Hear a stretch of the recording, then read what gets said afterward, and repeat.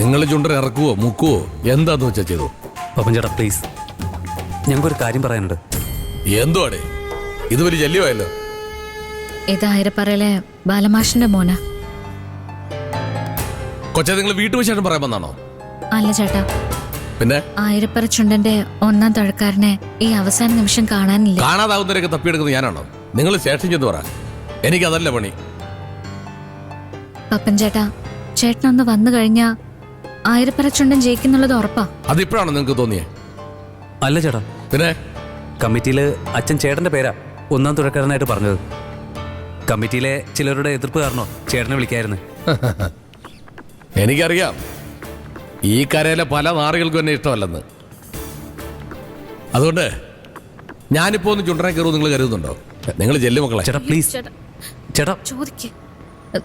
ചേട്ടാ, ഈ ബാലമാമനും തൊമ്മിച്ചേട്ടനും തമ്മിലുള്ള ബന്ധം ചേട്ടൻ അറിയാവുന്നല്ലേ?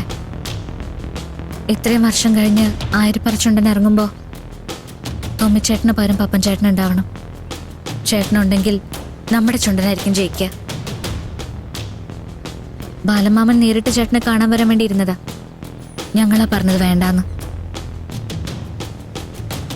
ചേട്ടനെ പ്രതീക്ഷിച്ചിരിക്കുക ഒരു ചുണ്ടനും അതിലെ തുഴക്കാരും.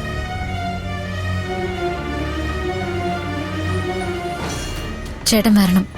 ഞങ്ങളുടെ ഒന്നാം തുഴക്കാരൻ ചതിച്ചതാ.